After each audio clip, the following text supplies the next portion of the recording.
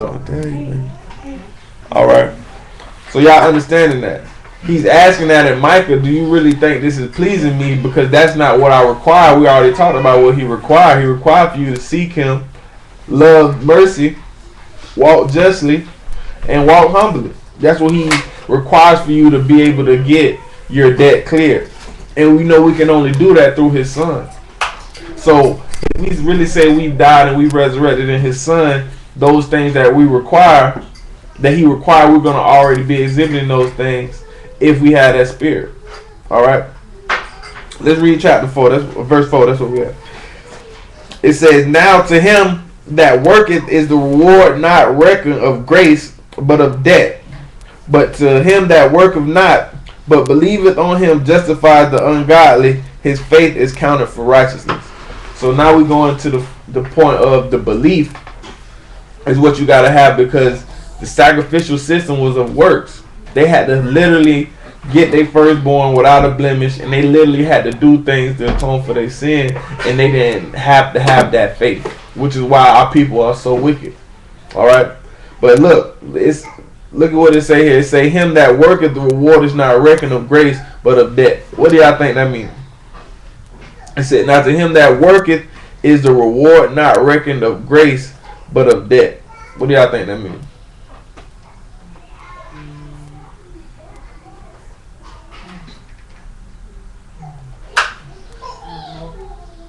No clue? Nobody have a clue? At 4. Romans 4 and 4.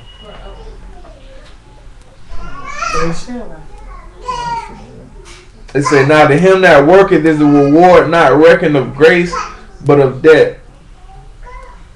Basically, you can't say it's a gift if you work for it, basically. Right. So when you go to your job and you go work, is that paycheck a reward? Or is that what they owe you for your time and what they agreed to pay you for the time you there? That wasn't no grace. This ain't no gift. This is what you earned. This debt. You know what I'm saying?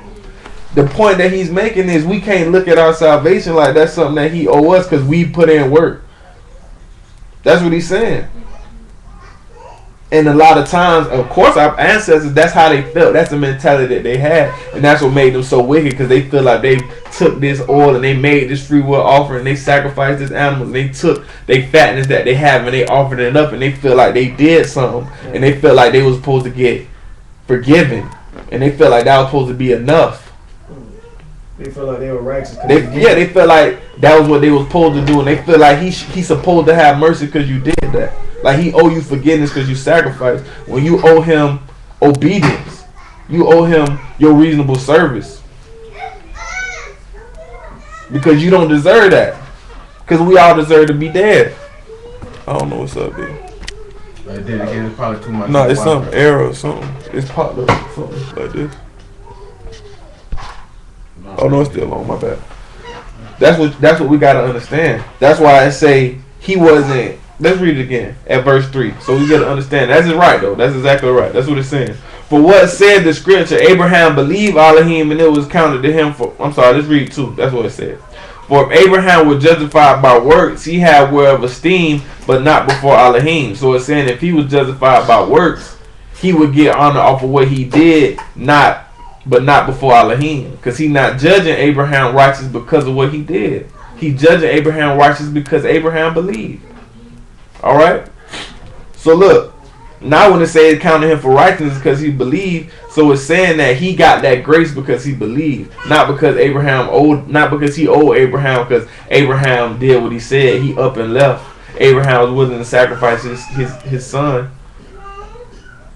That's what you already supposed to do. So he don't owe none of us nothing for doing what we're doing. We supposed to be doing this stuff. Everything we do, we supposed to be doing. Let's read it 5. He said, but it to him that worketh not, but believeth on him is justify the ungodly, his faith is counted for righteousness. So if you believe that he can justify the ungodly, that is accounted for righteousness, because we all were ungodly. We all have sinned. So you have to believe that he can justify you through your faith and not by your works. All right, and this kind of hit on what we were talking about. We were talking about what he required, because a lot of people feel like he requires us to be obedient and keep the commandments, and that's what he required, and that's not what's gonna save you. It's gonna be a lot of people that feel like they've done what this man asked them to do, but they don't know what he required. So how can you really say that you gonna get an opportunity to be saved when you really don't know this man? Because you trying to get in off your deeds or what you feel like he owe you when you owe him your life. Let's read that. Romans chapter 12. Romans chapter 12, verse 1. He said, I beseech you, therefore, brethren, by the mercies of Elohim, that ye present your bodies a living sacrifice, kadosh, and acceptable unto Elohim, which is your reasonable service. It go right back to the word acceptable we just had read. About him accepting the sacrifice. It's in the Greek, but it's the same word. That's your debt. That's what satisfies your debt. That's what pay what you owe. You coming back and sacrificing yourself and giving your life. That's your reasonable service. That's what you owe him for all the work he done for you. All the times we supposed to have been dead and we still alive. All the times he done provided for us when he ought not to. All the times we done did stuff wrong and we still get to wake up the next day and do some more wrong. That's what we owe him. That's our reasonable service he owe us. That's why I use that example. You go to work, you want to get paid. You feel like that's what they owe. Why this man do all this work for us all the time, give us breath, put life in us, and we don't pay? That's why at the end, he going to take that debt that we owe. Because we ain't laying down our life to pay it back. He giving you life to breathe, but you're not willing to sacrifice your life and give it back to him. That's what we looking at. Alright? It say, and be not conformed to this world, but be ye transformed by the renewing of your mind, that ye may prove what is good and what is acceptable and perfect, the will of Elohim. Alright? That's what we looking at. That's what seeking him is. Are you seeking to get your debt cleared? That's what he required you to do. Because that's what we're supposed to be doing. Seeking to clear our debt. Because we all owe. So when we talking about what he required you to clear your debt. Just like people call our phone asking about our debt. That's what they require from us to pay. This is a final attempt. Because any day could be your final day. But is your debt clear though? You done paid what you owe. If not, you're not coming back. Let's look at it. Let's go to Psalms 51.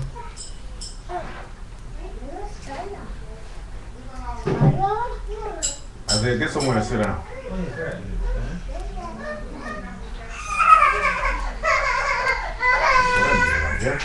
Man.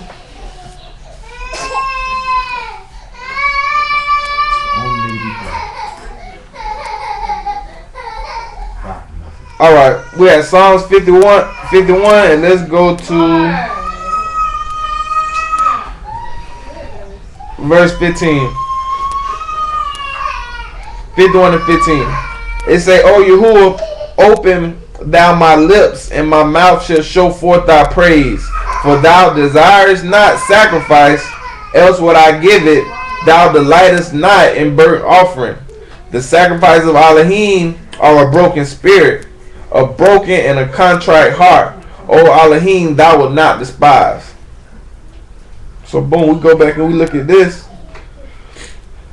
What do you think the word for delight is? We looking at verse 16. For thou desires not sacrifice, else I would give it. Thou delightest not in burnt offering. The word delight right there is right side again. The same thing. This burnt offering is not satisfying your debt. But what we see, the sacrifice of Elohim are a broken heart. So the sacrifice he do accept is a broken heart. That's going to go right back to what we've been talking about, being humble and afflicted. He say he require you to walk humbly. Is that not a broken heart? A contrite heart? Contrite is collapse, ready to faint, break. Contrite. Are we walking like that? let's see an example of somebody who had a contrite heart, who was broken. A broken ruach. And they get accepted. We're going to go with the cover example. Let's go to Esther. Y'all remember us reading about Mordecai not so long ago, right?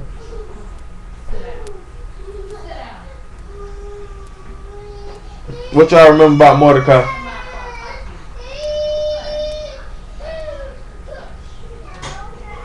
Like his story or about him? Yeah, about him. In the story. This is what you remember about him. Because the two things we come here to look at. What's the main thing Mordecai did?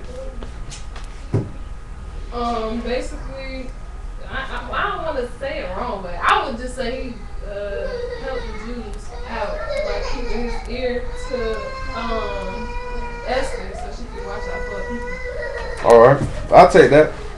Let's read it, chapter 3. This is where it started. That's right, but this is where it started. This is where he even got the attention of the people. Esther 3. Let's read at the top. It says, after these things did King Xerxes promote Haman the son of Hammedatha the Agagite, and advanced him and set him in a seat above all the princes that were with him. And all the king's servants that were in the king's gate bowed and reverenced Haman, for the king had so commanded concerning him. But Mordecai bowed not, nor did him reverence. So y'all remember us reading this, right? So it say, then the king's servants which was in the king's gate said to Mordecai, why transgressest thou the king's commandment? Now it came to pass when they spake daily unto him, and he hearkened not unto them, that they told Haman to see whether Mordecai's matters would stand, for he had told them he was a Yahudim. And when Haman saw that Mordecai bowed not, nor did him reverence, then Haman was full of wrath. And he thought scorn to lay hands on Mordecai alone, for they shown him the people of Mordecai. Wherefore Haman sought to destroy all the Yahudim that were throughout the whole kingdom of Ahasuerus, even the people of Mordecai. Alright. So now we see how it was set up. The whole thing was his wrath and his hatred for Mordecai wasn't just for Mordecai, it was for how we moved as a people. For what we stood for. And that's the same thing that we see and what we always talk about. The nations and the people not going to hate us for who we are. They're going to hate us for our God. They're going to hate us for the matter of life we live if we really live in it. You get what I'm saying? And that's what it kind of tie back into what we talk about today about taking his name in vain. How you saying you a Yahudim, but you among the nations moving like the nations, giving them a reason to blaspheme Elohim. Because we saying we live this certain way and they catch you out living like them, they not going to believe there's no power in our God. And this was the way that the power of Elohim was shown forth in the Persian Empire, because we saw that these Jews remained faithful, especially Mordecai and Esther. So let's see. Let's tie it back into being afflicted. Let's jump down to. Let's just down to 12. It say, and then were the king's scribes called on the 13th day of the first month, and it was written according to all that Haman had commanded unto the king's lieutenants and to the governors that were over every province, and to the rulers of every people in every province according to the writing thereof, and to every people there after their language. The name of the king Xerxes was written and sealed with the king's ring, and the letters were sent by post unto all the peoples, all the king's provinces, to destroy, kill, and to cause to perish all the Yahudim, both young and old, children and women, in one day, even upon the 13th day of the 12th month, which is the month of Adar, to take the spoil of them for a prey. And the copy of the writing for a commandment to be given in every province was published unto all people, that they should read against that day. The post went out, being hastened by the king's commandment, and a decree was given in Shushan the palace. And the king and Haman sat down to drink, and the city of Shushan was perplexed. Why was the city of Shushan perplexed? Based off of what we just read.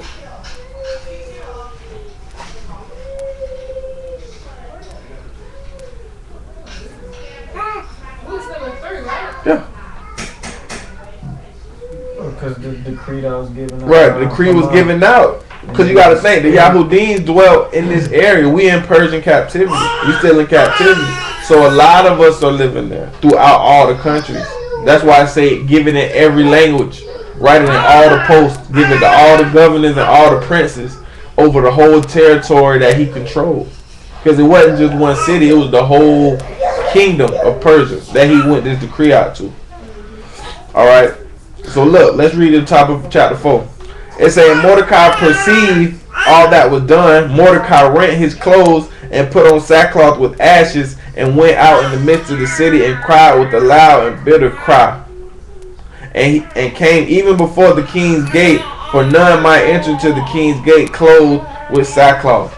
So look, now we seeing that this man got a broken heart and a broken spirit. This man humbling himself. Because through his deed, which was a righteous deed, he's showing the righteousness. This deed got the whole kingdom finna get killed. Because he's standing for the commandments of Elohim. You know what I'm saying? And that's him putting on that sacrifice at the same time. He was willing to sacrifice his life not to bow down to this man and the life of all the people.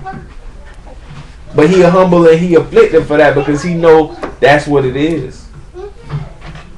We see that didn't happen, but we got to understand that that's the sacrifice we got to be willing to make for sin, for righteousness, to walk justly. And you got to have the proper judgment. And you got to have the proper heart. Because that's what a contrite heart is.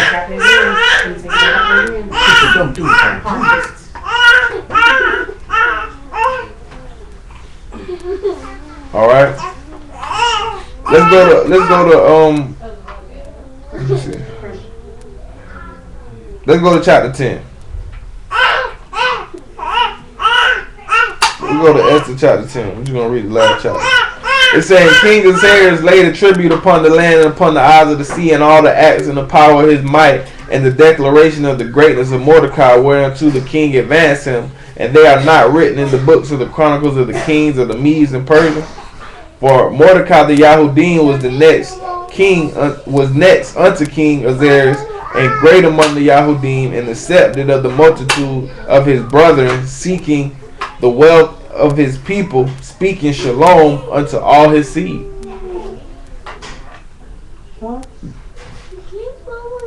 So look, it say he was great among the Yahudim and accepted. What y'all think that word for accepted is right there? Shut up. Right, Sam. The same thing.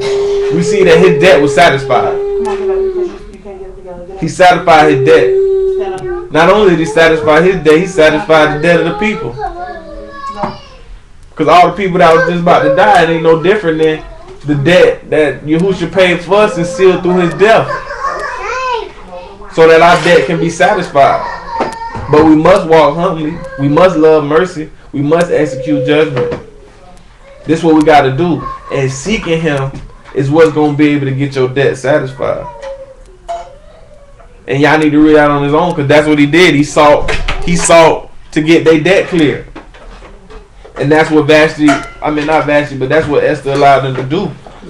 And he was willing to do that to his death, because he was willing to die about that. That's why he said we don't bow down to no man. And if he got killed on the spot, so be it. And that's what the sacrifice he was willing to lay down his life. And that's what we got to look at. Let's jump back to Psalms. Hold on, before we go back to Psalms, check this out. What else it say? It say, not only was he accepted on the multitude of brethren seeking wealth of his people, he in speaking shalom unto all his seed. Alright? We already know that shalom. We already know what seeking is. It's darash. The same thing we were looking at for seeking. The same word we see in Micah. For required. It's the same word. All this is fulfilled right here.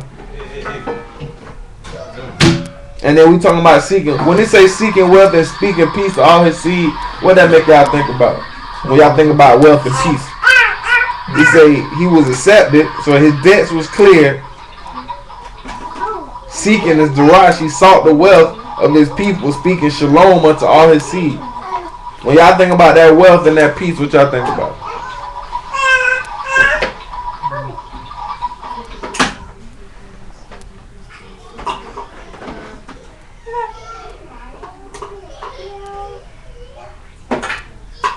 it go right back to what we ended off with. Go to Luke 12.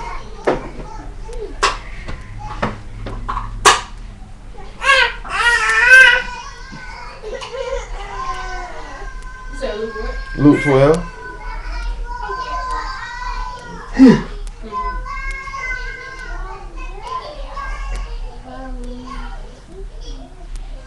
Let's jump down to 20. Let's jump down to 29. It says, seek not what you shall eat or what you shall drink, neither be of a doubtful mind, for all these things do the nations of the world seek after, and your Father knoweth what you have need, that ye have need of these things, but rather seek ye the kingdom of Elohim, and all these things shall be added unto you. Fear not, little flock, for it's your Father good pleasure to give you the kingdom.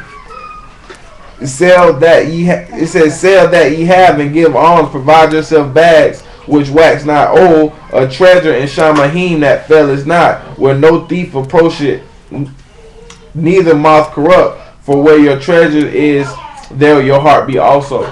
Even when we go back and look at that, when it say they were seeking wealth and peace, that's what we're looking at. Or the treasures. Let me read it. I'm paraphrasing. Let's read what it says.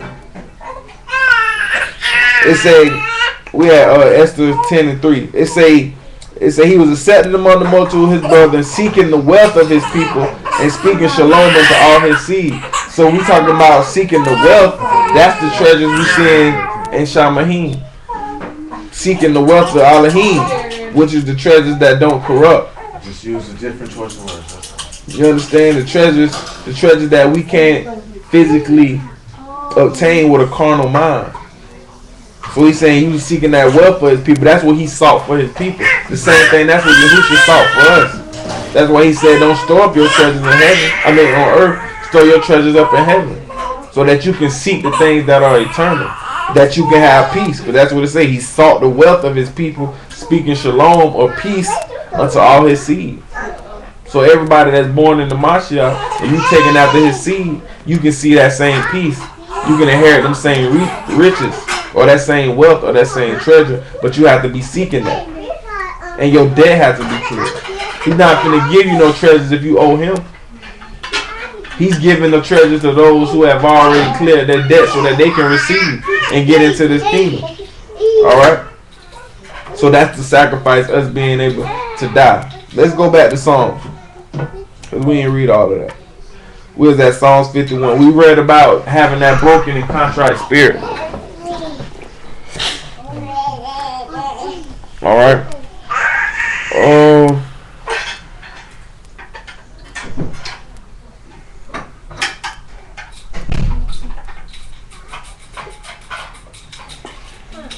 Alright, we at 16. He said he desires not the sacrifice, or else I would give it. He delighteth not in burnt offerings. The sacrifice of Elohim are in a broken ruach, a broken and contrite heart, or Elohim, thou wilt not despise. Alright. I want to read that again, so let's jump to Job. Let's go to Job 14.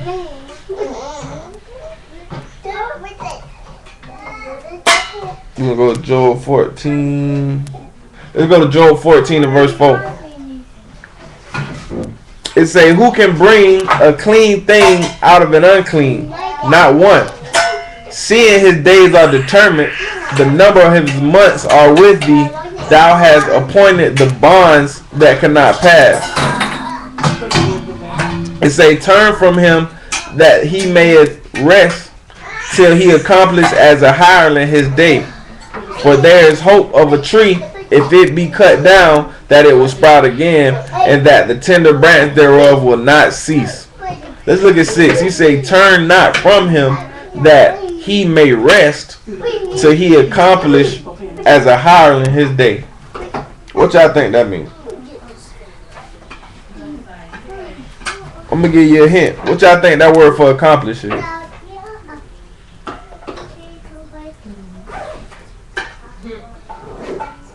Yeah. So he's saying, turn from him that he may rest till he clear his debt or his debt satisfied as a hireling to this day. So now we see it's the same thing we were looking at when we look back at Romans about a hireling. A hireling is just somebody who worked, somebody who hired on the job, a hireling. So it's saying that you turn that your debt may be satisfied. It say, for there is hope of a tree, if he be cut down, that it will sprout again, and at a tender branch it will not cease. All right. So let's stop there. Let's go to John chapter 12.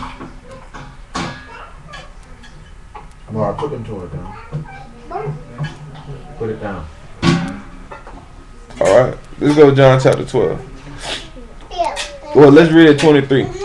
It's saying, Yahushua answered them, saying, the hour is come that the Son of Man should be esteemed. Verily, verily, I say unto you, except a corn of wheat fall into the ground and die, it abideth alone. But if it die, it bring forth much fruit. He that loveth his life shall lose it. He that hateth his life for this world will keep it until life eternal. If any man serve me, let him follow me. And where I am, there also will my servant be. And any man serve me, my Father, him will my Father honor. So now we go back to that hireling. Let's go back to Job. That hireling ain't nobody but that same servant. Any man that serve him and lay his life down, and say if a corn of wheat die, it abide alone. But if it die, it bring forth fruit. Right? So when we go back to Job.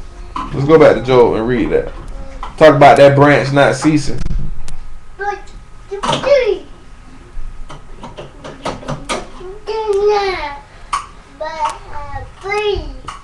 Hold on. We had Job 14, my bad.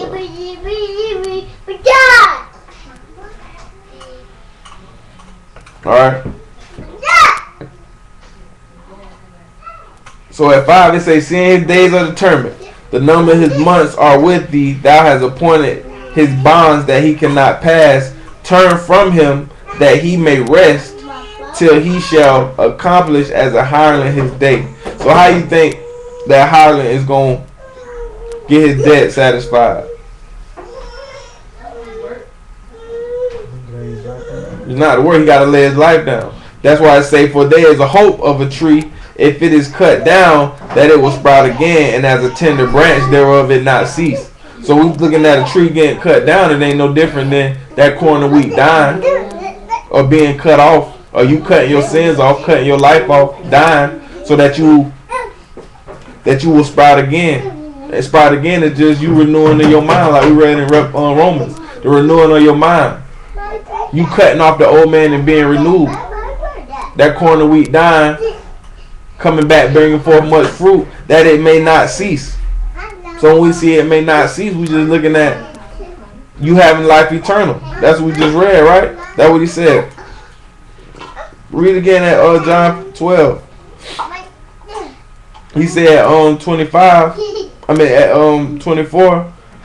25. He said, he that loveth his life shall lose it. He that hateth his life in this world shall keep it unto eternal life. So if you're not willing to die, or you're not willing to pay your debt, how can you get new life? How can you get eternal life? Because if you love your life, that means you're not willing to pay your debt. That means you're not willing to seek him. You're not willing to get that satisfied. Because that's all what it's talking about. It all ties back into the same thing. You being humble so you can cut yourself off, because you're gonna be afflicted. It's not gonna be easy. You understand? It's gonna be hard. It's gonna be hard to kill yourself that you may get eternal life, but your debt's gonna be clear. You're gonna be able to see this man. So if you that hireling at 26, he's saying, if any man serve me, right? You take up that work as that hireling, you serve him, you follow him where he is, there also will my servant be, and if any man serve me, will my Father will honor. And that's what we're looking to see, the honor of the Father, to get into that house. Because that's what we're looking at. We're looking at rock side being the way, revealing the way to the highest. That's what you're revealing. You're revealing the way to get into the house. It's revealing you the way to get into this man's kingdom. And we already read that he's the shepherd, and he's supposed to lead you into that door. The whole point of the shepherd leading you to that door is so that you can be received. And you can't come in no other way but by that shepherd. It ain't no different from being the sheep, from being the hireling, to being the servant. All these things are similitudes of you sacrificing and laying down your life like the son did. Getting cut off like the son did so you can come back. Alright? I got one more for you. Stop.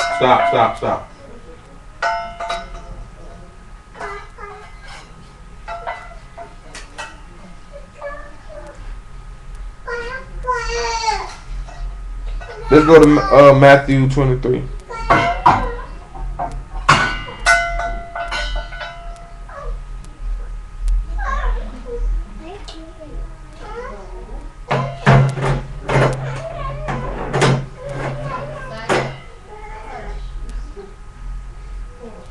Let's go to verse.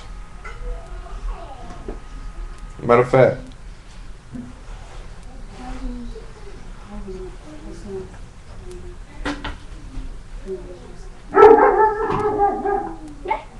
Let's go to Luke 23 and then we're going to go to Revelation.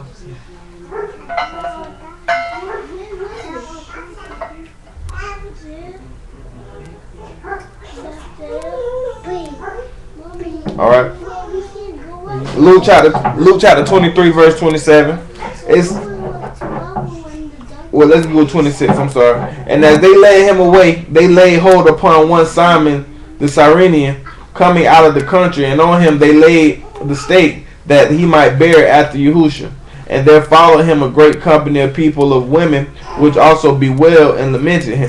But Yahushua turning unto them said, Daughters of Jerusalem, weep not for me, but weep for yourselves and for your children. For behold, the days are coming in which they shall say, Baruch are the barren, and the wombs that never bare, and the paps which never gave suck.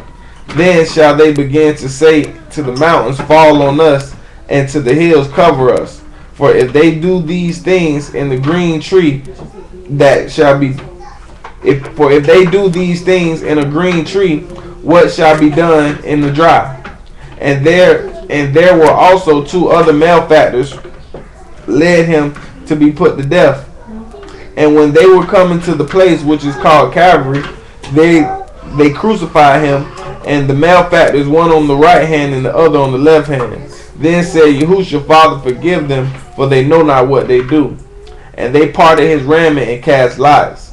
And the people stood beholding, and the rulers also with them derided him, saying, He saved others, let him save himself, if he be the Mashiach, the chosen of Elohim. Alright? So I came here to read that. I went too far up, but this is what I wanted to read. I wanted to read y'all going back to what we touched on today, and also us having that mindset of, if we saying that we living in him, we got to make sure that we living it. We can't give people no room to mock us that what we saying and what we doing, because that's what they looking for. Wicked people are looking for a reason to disbelieve what we saying. Through our action, we giving people the reason to mock Elohim, and we giving a reason for us to take his name in vain when we say we walk after this man, and we say that we sacrificed ourselves, and indeed we don't show that. It's the same thing as hypocrisy, like we talked about today. And we can't leave people room to mock us. They mocked Elohim, and he was the Son of God. They mocked Elohim, and he was righteous until the very last day, to his death. Then he became death. So you gotta understand, we can't give people room to mock us, because they are really catching us out of line. Yeah, we know they're gonna mock and afflict us if we really live in this man's name, but what's the excuse when we saying that we profess this man's name and we live in contrary? You giving people room to blaspheme this man's name. And that's something that we all gotta take seriously. We got to take that seriously, because that's a sin worthy of death. We just read it today. It's one of the 10 commandments. You taking this man's name in vain. You got to look at it as it's that serious. And if you are offended in that area, you can't say you seeking this man, and he gonna require it. And that's what we talked about before. He gonna require that. Everything we do and our debt not clear, he's gonna require that, because that means we still owe. And we can't have that. We can't have that on our conscience We can't have them in our mind, because if so, we going to hell. And that's anybody. And that's the fear that you're supposed to have. Because that's what he accepts. It's not playtime. He accepts that afflicted soul that fear him. Because they know, and he know they have that heart of faith. Don't do it just because you know you're supposed to do it. Do it because you know you need to do it to get your debt cleared. And that's everybody. Alright. We're going to read this Revelation. I'm done.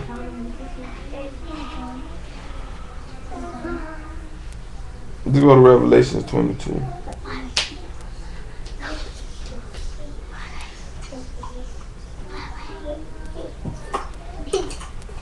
Alright. It said, he said that we're at 22 and verse 6. He said unto me, these are faithful and true. Yahuwah Elohim, the Kadash prophet, sent his Malachims to show unto his servants the things which must shortly be done. Behold, I come quickly, and Baruch is he that keeps the saying of this prophecy of this book. And I, John, saw things and heard them. And when I heard, I seen and fell down and worshipped the feet of the Malachim which showed me these things. Then said he unto me, see thou do it not. For I am thy fellow servant, and of thy brethren the prophets, and them which keep the sayings of this book. Worship Elohim.